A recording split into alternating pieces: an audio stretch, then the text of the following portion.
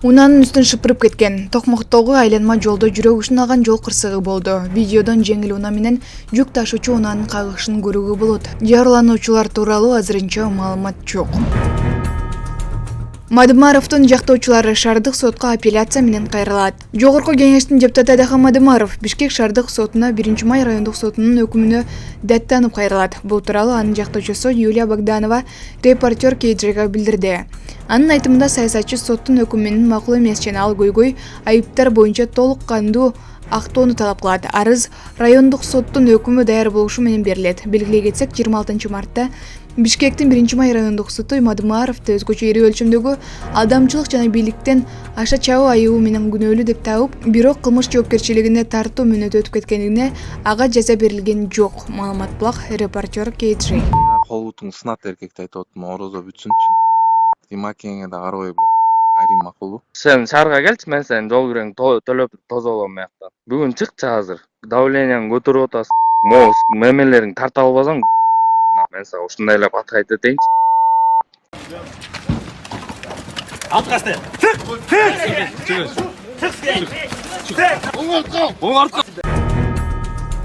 Орозо бүтсүн, колу бутуң сынат. Таласта Камчы Гөлбаевдин кылмыштуу тобунун 2 мүчөсү кармалды. УКМКдан билдиргендей, алар Казакстандын жаранынан 60 000 сом карызды өндүрөбүз деп кечиктиргени үчүн туум кошулуп, 250 000 сом беришин талап кылышкан. 25 жана 26 жаштагы уландар акчаны 140 000 сомун алып жатканда колго түшкөн. Кылмыштуу топтун мүчөлөрү жаралануучунун BMW 530 унаасын да тартып алганы айтылды. Маалымат булак Спутник Кыргызстан.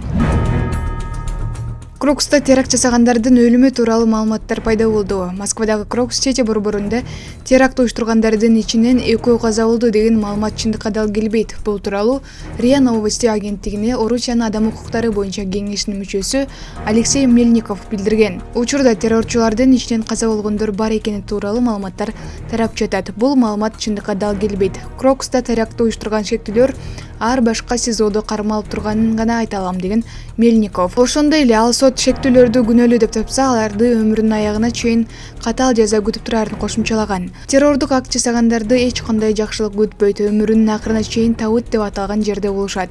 Бул 4-6 чарчы метрлик камера. Бул камерада алар колдору артка болуп, ийилген абалда гана кыймылдай алышат. Алар бири-бири менен Урматтуу Москва шаарындагы мекендештер, Умбем клиникасы төмөнкү кызматтарды сунуштайбыз. Педиатр, гинекология, стоматология, неврология, хирургия, кардиология, лор, УЗИ жана башка. Андан тышкары массаж жана бардык лабораториялык анализдер. Толук маалымат +7 925 103 22 77. Биздин дарек Москва шаары, метро Нахимовский проспект, Сивашская 7, корпус 2. Сиздин ден соолугуңуз биздин камкордук.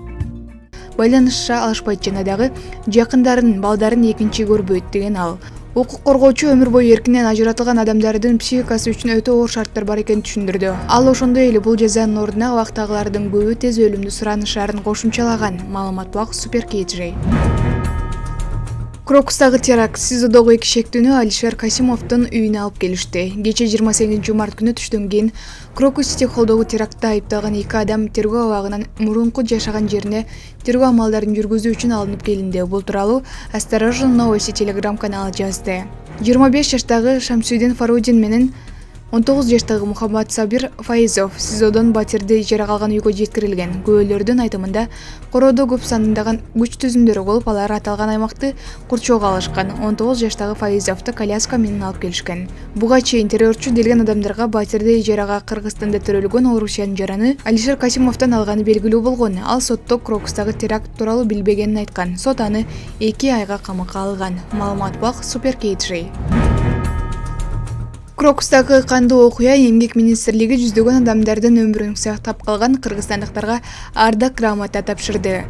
28 март күнү эмгек социалдык камсыздоо жана миграция министрлигинин Москвадагы өкүлчүлүгүнүн жетекчиси Жаркынай Галиева Москва облусундагы Крокус Сити холл концерттик залында кайгылуу окуя болгон күнү жүздөгөн адамдардын өмүрүн сактап калууда көрсөткөн эрдигине, кайратмандыгына жана карыммандыгы үчүн кыргыз жарандары Халилов Ислам Бахтияровичке, Бакытбеков Рустам Бактыбековичке, Каныбеков Белек Курманбековичке министрликтин ардак грамоталарын тапшырды.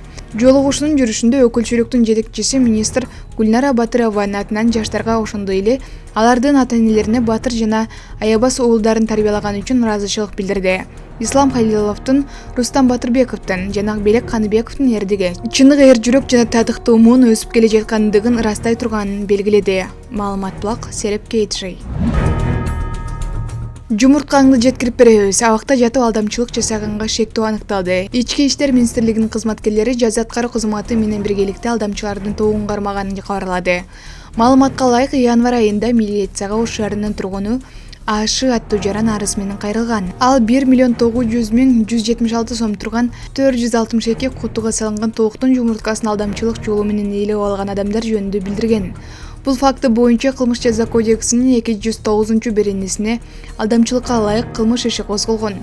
Шектүү катары Бишкектеги тергөө абагында камакта жаткан АА аттуу жаран аныкталган. Аны менен ТТ аттуу жаран экөө алдын ала сүйлөшүп алышып, жабырлануучуну жүк ташуу боюнча кызмат көрсөтүүчү деп ишендиришкен. Ошентип алар Сокулук районунан Ош шаарына жумуртка жеткирүүгө буйрутма алышкан. Бирок жабырлануучу сатып алган тооктун жумурткаларын Базар Коргон районуна алып барып сатып, түшкөн акчаны өздөрү алып алышкан. Толук кандуу далилдердин негизинде ААга кылмыш жасагандыгы үчүн айып тагылган. Учурда тергөө уланууда. Маалымат Булак, Супер Кейтшей.